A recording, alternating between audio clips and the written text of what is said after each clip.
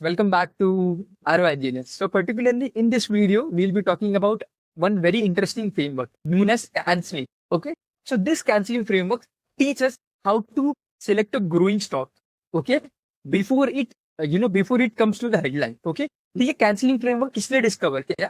ये डिस्कवर किया William J ओ नील sir ने. ओके, ये अमेरिका के बहुत बड़े इन्वेस्टर रह चुके अपने टाइम पे. ओके, और इन्होंने एक बहुत इंटरेस्टिंग बुक लिखी हुई है. इस बुक का नाम है how to make money in stocks. तो उस पर्टिकुलर बुक में इन्होंने इस फ्रेमवर्क का जिक्र किया. ओके, ये फ्रेमवर्क उन्होंने अमेरिका के स्टॉक मार्केट में तो अप्लाई किया ही किया है, साथ ही साथ में इंडियन इंडियन कॉन्टेक्स्ट में भी इंडियन फंड मैनेजर्स ने भी इस पर्टिकुलर फ्रेमवर्क को यूज करके अच्छे अच्छे स्टॉक्स को सिलेक्ट किया हुआ. ये मैं इतने दावे के साथ कैसे बोल सकता हूँ? बिकॉज अगर आप सेज वन एक पीएमएस है, उनके फंड मैनेजर का नाम है समित वर्धक सर.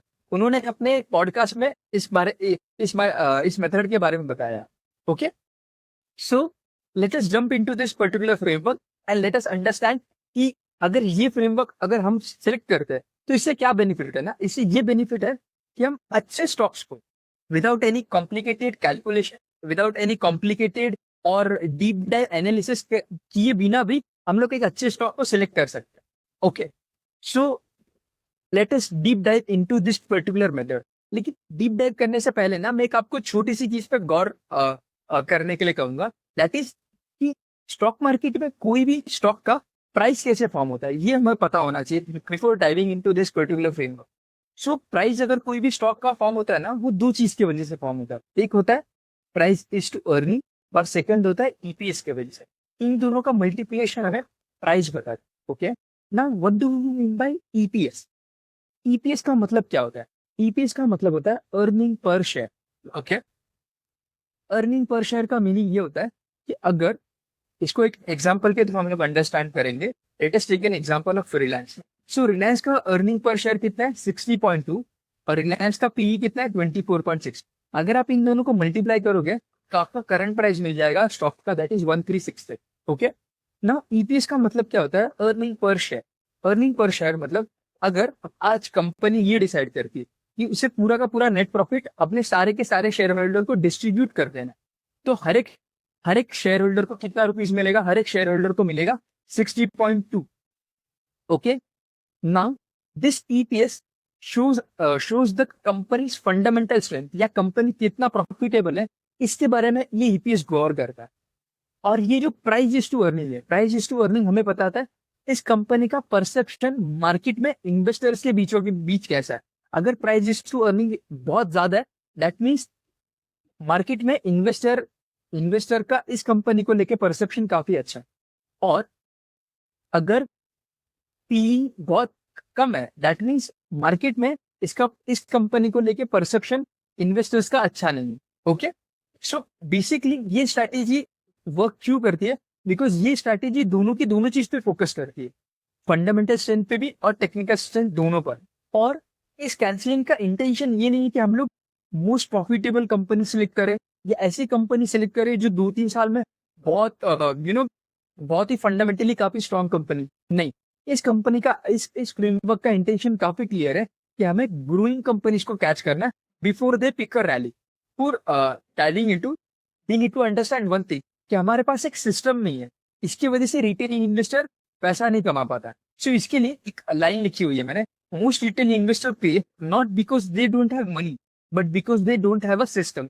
सो कैंसिलिंग एक मेथड, ये फ्रेमवर्क हमें एक अच्छा सिस्टम दे सकता है. Okay, let us start with C in the cancelling.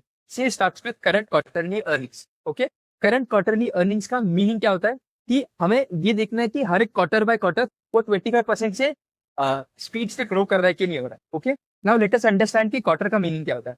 So each year is divided into 4 quarter. 1 quarter, second quarter, third quarter and fourth quarter. So each quarter is consist of 3 month. Okay, now cancelling के हिसाब से मेरे हर एक quarter by quarter में 25% का at least growth होना चाहिए. Okay, now ये 25% का growth it is not easy. So अगर ये कोई भी कंपनी अगर ये ग्रोथ दिखाता है, दैट मीन्स ये स्टॉक में या ये बिजनेस में कहीं ना कहीं मोमेंटम है.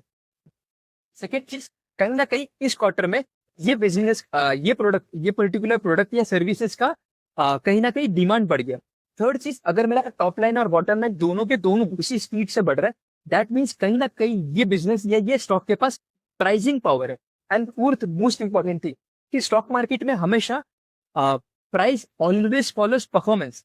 Okay, so this particular quarterly earnings को अगर हम लोग ने परफॉर्मेंस को ट्रैक किया ना, तो हम लोग अर्ली लीडर्स को पहले ही ट्रैक कर सकते before it starts with a rally. So let us take an example. So let us take an example of Persistent system. Okay, तो परसिस्टेंट सिस्टम ने अपने year on year sales growth, basically quarter by quarter sales growth में, अगर आप ये मार्च 2023 से लेके सितंबर 2023 के डेटा को देखोगे तो उन्होंने एवरेज ऑन 25% का ग्रोथ शो किया। नाउ लेट अस सी ये चीज प्राइस पे कैसे इम्प्लीकेट हुए। ओके, अगर आप प्राइस पे इसका इम्प्लीकेशन देखोगे तो मार्च से लेके सितंबर के बीच में इसका प्राइस अराउंड था 2000 से लेके 2500 के बीच में। Now the same stock have gone up to 5000। Let us take a second example of Dick stock कि अगेन ये परफॉर्मेंस को प्राइस ने कैसे फॉलो किया। Okay, let us see this particular example. अगर आप इसके सेल्स को देखोगे, इसमें भी सितंबर 2023 से हमेशा हर एक क्वार्टर में एटलीस्ट 30, 40, 50% से भी ज्यादा का ग्रोथ देखा है। नाउ लेट अस टेक कि इसमें इसका प्राइस में कैसे प्राइस में कैसे इसका रिफ्लेक्शन दिखा है। तो अगर आप प्राइस देखोगे सितंबर 23 के अराउंड, तो ये कुछ था around 4000 to 5000, and now just 2 years later it is somewhere at around 18,000। तो बेसिकली मैं बोलना ये चाहता हूँ कि जब quarterly earning consistently cross 25% year on year growth, it is not just a number, it is a sign of strength, execution and opportunity. So as we have looked into C, now it's time to go for A. Now what do we mean by A? A means annual earning. Okay, so हमने C में क्या focus किया था कि हम लोग का quarter by quarter company का ग्रोथ कैसा हो रहा है। अभी हम लोग ए पे ये फोकस कर रहे हैं कि उसी कंपनी का, जिस भी स्टॉक को हम सिलेक्ट करने का सोच रहे हैं, क्या वो कंपनी एनुअली कैसे परफॉर्म कर रही है। Okay, now why do we look into annual thing and why do we look into annual as well. So first most important thing is it filters out quarterly noise. Okay, so it shows कि company है ना long term vision और long term management के साथ चल रही। अगर कोई भी कंपनी मेरा 20-25% के साथ ईयरली ग्रोथ हो रहा है फ्रॉम पास्ट 3 to 5 year, तो it is a very big sign. Second चीज, ये हमें मैनेजमेंट के बारे में ये बता दी कि मैनेजमेंट सेल्स को और बिजनेस को ग्रोथ करने के काबिलियत है, और कंटिन्यूसली मैनेजमेंट अपने पैसे को री इन्वेस्ट करते जा रहा है इस बिजनेस में। So it is always a good pointer. Okay, so this kind of thing, this kind of business, it sets a foundation for long term multi baggers. Okay, and that is the reason we should not focus on a single spike or एक दो quarter में बहुत ज्यादा cell हो गया उसके ऊपर, rather than we should focus on a consistent growth of 20 to 25% for last 3 to 5 years. If we get such business at good valuation, then it is a golden chance. Okay, so a single spike can come from asset sales or a commodity cycle. Basically steel का price बढ़ गया, उसकी वजह से बहुत ज्यादा growth हो गई, and accounting tricks की वजह से. So we want to avoid such kind of thing. But 3 to 5% of 20% annual growth shows the real business engine at work. They are building sustainable growth, not just short-term hype. So you can see that I'll just open one company wherein you can see that other income is more than 1264 crore, but the company's actual sale have never gone about 200. So that is the reason we don't want to go or trap into such kind of company. That is the reason we should focus on annual earnings growth. Let us deep dive into third part of our video. So basically हमने C और A के ऊपर तो discuss किया। C और A हमें ये बताता है कि हमें सेल्स ग्रोथ और ईपीएस ग्रोथ के ऊपर कैसे फोकस करना चाहिए, और उनका 25% का ग्रोथ का मार्जिन होता है। But at the same time ये दोनों चीज तो इंपॉर्टेंट है यही, लेकिन इंडियन कॉन्टेक्स्ट या इंडियन स्टॉक मार्केट में सबसे ज्यादा इंपॉर्टेंट रीजन ये है ना कि हमें जेन्युइन सेल्स और ईपीएस ग्रोथ वाली कंपनी को डिटेक्ट करना है। ओके, तो ये चीज कैसे डिटेक्ट करेंगे ना, इसमें कुछ हमको और चेक्स लगाने पड़ेंगे। उसके बाद में आपको एग्जांपल के थ्रू कि ग्रीन फ्लैग कंपनी कैसे दिखेगी और रेड फ्लैग कंपनी कैसे दिखेगी वो मैं आपको पूरा का पूरा क्लियर करता हूँ। तो बने रहिए वीडियो में। ओके, तो सबसे इंपॉर्टेंट चीज है कि जब कभी कोई कंपनी सेल करता है तो आपको सबसे इंपॉर्टेंट ये चीज पता होना चाहिए कि सेल के साथ क्या मेरा रिसीवेबल भी बढ़ रहा है। रिसीवेबल मतलब वो पैसा मार्केट में जो कंपनी के पास आना बाकी है, जो मार्केट में हम उधार दे देते हैं, वो वाले पैसे को हम रिसीवेबल बोलते हैं। तो क्या मेरा मार्केट में सेल्स के साथ रिसीवेबल का ट्रेंड भी बढ़ रहा है। ओके, सेकेंड चीज, जो मेरा मार्केट में operating cash flow, because profit is not equal to cash, right. So basically आप जो कुछ भी मुनाफा अर्न कर रहे हो या कंपनी जो कुछ भी प्रॉफिट अर्न कर रही है, क्या सच में वो कैश उनके हाथ में दिख रहा है कि नहीं दिख रहा है, ये सेकंड चीज हमें ट्रैक करनी।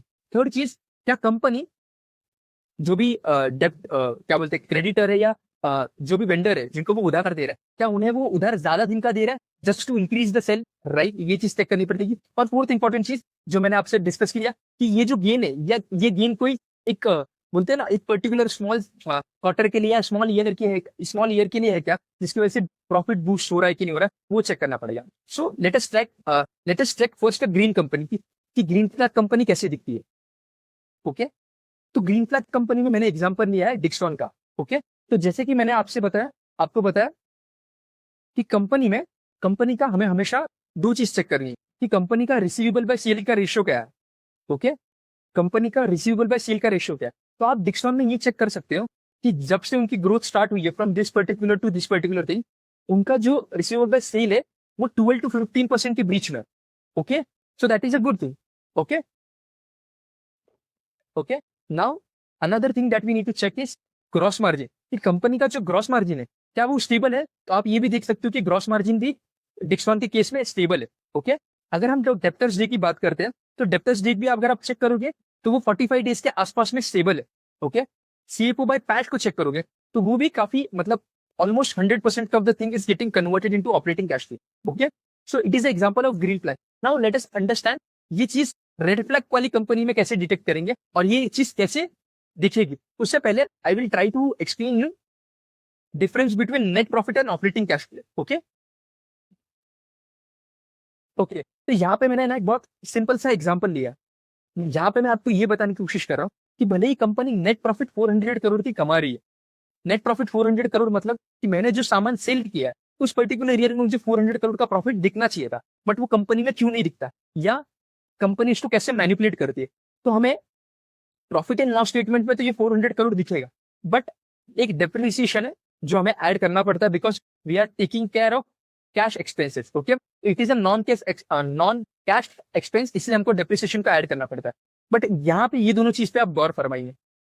चेंज इन रिसीवेबल मतलब मार्केट में जो पैसा मुझे आया ही नहीं, मतलब कि वो मुझे प्रॉफिट में ऐड ही नहीं होना चाहिए, वो सब्ट्रैक्ट होना चाहिए। ओके, तो अभी यहाँ पे इसलिए वो -100 है। आप यहाँ पे देख सकते हो कि change in receivable is particularly highlighted in negative sign, इसलिए वो माइनस है। ओके, चेंज इन पेएबल मतलब जो जो पैसा मुझे मेरे सप्लायर को देना है, अगर वो पैसा मैंने दिया ही नहीं दैट मीन्स वो कैश मेरे पास ही है, right. So it is a positive thing. Okay, now company क्या करती है ना, सेल को जनरेट करने के लिए रिसीवेबल काफी ज्यादा रख देती है मार्केट में। तो एक कंपनी का एग्जांपल है जहां पे उन्होंने रिसीवेबल 800 का रख दिया, तो आप देख सकते हो भले ही प्रॉफिट स्टेटमेंट में वो कंपनी हमें 400 करोड़ का ये दिखा रही है, पॉजिटिव दिखा रही है, but cash flow from operation is showing negative. ये नेगेटिव क्यों है, बिकॉज कंपनी का रिसीवेबल 800 करोड़ का है, that is it is more than the receivable. Okay, इसी का मैं आपको एक एग्जांपल दिखाता हूँ। If you can see this particular example, ये एग्जांपल में आप देख सकते हो कि 2008 में कंपनी ने सेल जनरेट किया 14,500 करोड़ का, एंड 2009 और 10 में दोनों ही कॉन्जिक्यूटिव ईयर में कंपनी ने कम जनरेट किया। तो आप पहली प्रॉफिट एंड लॉस स्टेटमेंट से ये बोलोगे कि कंपनी का 2008 वाला जो ईयर है वो बहुत अच्छा ईयर है। बट अगर आप जब बैलेंस शीट में इस चीज को देखोगे, डेब्टर्स डे बेसिकली रिसीवेबल को, तो आप ये देख पाओगे कि कंपनी का 14,500 करोड़ में से 7,600 करोड़ का प्रॉफिट उनके पास आया ही नहीं। बेसिकली कलेक्शन इतने स्पीड से हुआ ही नहीं और उन्होंने एग्रेसिवली सेल किया। Okay, so even if the sale generated is higher in the year 2008, but most of the sale is being generated due to aggressive selling, and 50% of the sale is amount is parked into debtors day. Okay, now let us take another company, that is by name of Anupam Rasayan. यहाँ पे आप check कर सकते हो कि 2021 से 23 के बीच में कंपनी ने बहुत अच्छी ग्रोथ दिखाई। Okay, this is in profit and loss statement. Now let us check balance sheet. तो जब आपने कैश फ्लो स्टेटमेंट चेक किया तो आपको ये चीज पता चली कि कंपनी ने जो कुछ भी प्रॉफिट अर्न किया वो कैश फ्लो में कन्वर्ट ही नहीं हो पाया, मतलब वो नेगेटिव है। ये नेगेटिव क्यों है, उसका रीजन ये कि कंपनी ने जो कुछ भी प्रॉफिट अर्न किया वो पूरा का पूरा either it is getting consume by receivable और एदर बाय इन्वेंट्री। तो ये भी एक रेड फ्लैग है। Okay, Now let us take a third example, which is we'll be talking about this particular company. This is a red flag. तो यहाँ पे आपको मैं बताता हूँ कि प्रॉफिट एंड लॉस स्टेटमेंट में कैसे लोग मैनिपुलेशन ट्रिक करते हैं. सो बेसिकली आप ये 2010 और 12 का स्टेटमेंट देखो. यहाँ पे अगर आप सेल देखोगे तो सेल हुई है 7,800 करोड़ की, और यहाँ पे सेल इतना कुछ नहीं बढ़ा है, 2 साल में डबल हो गया ऐसा कुछ नहीं. It is around the same figure 8,100 crore now. But अगर आप यहाँ पे देखोगे ना, प्रॉफिट 100 करोड़ से सीधा का सीधा 200 करोड़ तक पहुंच गया. Okay, at the same time आप ये बोलोगे कि ठीक है, ये चीज पॉसिबल कब है, जब मेरा ऑपरेटिंग प्रॉफिट मार्जिन बढ़ रहा है. तो ये कंपनी ने ऑपरेटिंग प्रॉफिट मार्जिन को भी बढ़ते हुए दिखाया, राइट. तो प्रॉफिट एंड लॉस स्टेटमेंट में तो हमें ये दिख रहा है कि company having a good gross profit margin and gross margin भी अच्छा है. बट रियल पिक्चर तब समझ में आया जब हमने कैश फ्लो स्टेटमेंट देखा. अगर आप कैश फ्लो स्टेटमेंट में गौर कर रहे हो ना, तो उसका cash flow from operation continuously negative है. कंटिन्यूसली नेगेटिव है इसका मतलब क्या, कि मे बी उनका रिसीवेबल कंटिन्यूसली इंक्रीजिंग ट्रेंड है. मतलब कंपनी जितने का सेल नहीं कर रही उतने का वो मार्केट में पैसा बाकी रख रही. इसकी वजह से क्या हुआ, धंधे में उनके पास रियल कैश है ही नहीं, इसलिए उनका cash flow from operation negative दिखा रहा है कंटिन्यूसली. और उससे भी ज्यादा वर्स्ट चीज क्या हुआ है ना, कंपनी ने ये फाइनेंस किया, ये ग्रुप को फाइनेंस करने के लिए कंपनी ने लोन लिया है. You can see this particular thing. अभी यहाँ पे अगर आप देखोगे 2012 में, तो कंपनी को लोन तो नहीं मिला, लेकिन कंपनी ने इसको फंड करने के लिए अपने एसेट्स को बेच दिया, इसलिए यहाँ पे ये पॉजिटिव है. So basically this is another company and another red flag. So इसके वजह से हमें ये चीज हमेशा जेन्युइनली चेक करनी चाहिए कि जो कुछ भी हमारे सेल्स ग्रोथ और ईपीएस ग्रोथ है, ये जेन्युइनली आ रही है, और इसमें कुछ वो लोग ने कुछ अकाउंट मैनिपुलेशन नहीं किया. इसलिए हमें ये सारी चीज को चेक करना होता है. तो हमें कोई भी कंपनी में ये चीज को चेक करना चाहिए कि उसका रिसीवेबल बाय सेल्स का ट्रेंड कैसा है, उसका ग्रॉस मार्जिन का ट्रेंड कैसा है, उसका कैश फ्लो सेल्स के साथ कैसे इंक्रीज हो रहा है, और उसका पैट या उसका CFO divide by PAT at least 70% है या नहीं. अगर आप ये सारी चीज को इन्वेस्टिगेट करते हो और वो कंपनी ये सारी चीज को लेके ग्रीन फ्लैग दिखाती है, that means this company is a genuine green flag. So let us see N. So basically हमने सी देखा, ए देखा, now we will focus on N. N means new innovation, new product या new leadership.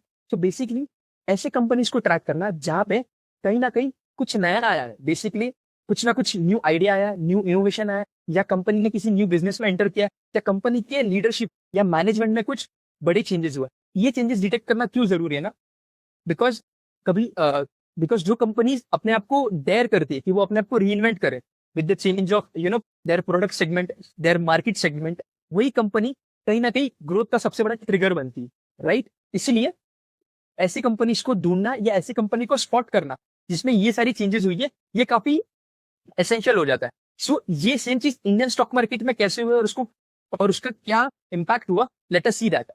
सो यहाँ पे you can see the example of Deepak nitrite. So Deepak nitrite ने 2017 या 18 के बीच में ये पर्टिकुलर फिनॉल और एसीटोन के सेगमेंट में न्यू बिजनेस में उन्होंने एंटर किया, और स्पेशलिटी केमिकल के बिजनेस में भी एंटर किया. उसकी वजह से उनके स्टॉक मार्केट के प्राइसिंग में क्या असर है, ये आपको सबको पता है कि that particular business have turn into multibagger. Now let us take care of Reliance industry हर मतलब they always try to reinvent themselves. So basically you can take an example of Jio. उन्होंने 2016 में जियो को लॉन्च किया, फिर 2019 में वो consumer और रिटेलर के मार्केट में भी एंटर किया through new business called Jio Mart, फिर कैंपा के through. And now what they are trying to do is they are trying to enter into a new business called asset management. So they have invented BlackRock. उसकी वजह से market में क्या impact हुआ, you all know about Jio, कि जियो ने 400 million plus users को अपने साथ जोड़ लिया, एंड इसकी वजह से रिलायंस का स्टॉक काफी बूमिंग हुआ. Now if you can check Happiest Mind company, ये सिर्फ आईटी पे फोकस करती थी, बेसिकली सिर्फ आईटी सॉफ्टवेयर पे, but now they have entered into new segment, that is cloud segment में चले गए, एआई में चले गए, एनालिटिक्स में चले गए. Again the same thing have seen into उनके स्टॉक प्राइस में वो सेम चीज दिखी है हमको. Now same you can check take care of HDFC में मैनेजमेंट में शिफ्ट हुआ. पहले आदित्य पुरी सर थे, अभी शशिधर सर ने उनको टेक ओवर किया, एंड उसकी वजह से कंपनी ने ईयर ऑन ईयर बेसिस पे 25% का हमेशा ग्रोथ दिखाया. Now let us take a very great example of Bajaj Finance. पहले बजाज फाइनेंस सिर्फ कंज्यूमर गुड्स जैसे कि मोबाइल, लैपटॉप, उन सब पे हमको लोन नहीं मिलता था, but because of Bajaj finance ये लोन वहां से चालू हुआ, and because of this Bajaj finance ने अपनी कंपनी में 50x तक का ग्रोथ दे दिया अभी तक. So it has become a next multi bagger, basically multi bagger बन चुकी है because of this new idea. So that is what I am trying to say here is that Indian stock market में मैं हर एक चीज को आपको backup एक स्टोरी बता रहा हूँ कि सी के पीछे एक स्टोरी है, ए के पीछे एक स्टोरी है, एन के पीछे एक स्टोरी है, और ये सारे के सारे स्टोरीज की वजह से स्टॉक के प्राइस चेंज हो रहा है. So basically, I'm giving the proof that canceling method works in Indian context as well. So with all this, so it is the end of our first part video wherein we have covered C, A, and N. Okay, and then next part we'll cover in the next part we'll cover about technical things. That is the reason हमने उसको एक अलग part में रखा है. उसमें we'll cover SLIM, that is slim. Okay, and most important thing, जैसे कि we always do, ये फंडामेंटल चीज जितने भी आज हमने इस पर्टिकुलर वीडियो में सीखी है, उसके बेसिस पे हमने एक स्क्रीनर आपके लिए कमेंट सेक्शन में पिंग करके रखा है. Make sure that you check this out, and thank you for watching and subscribe for more such content, and if you have learn something just hit the like button. Thank you so much.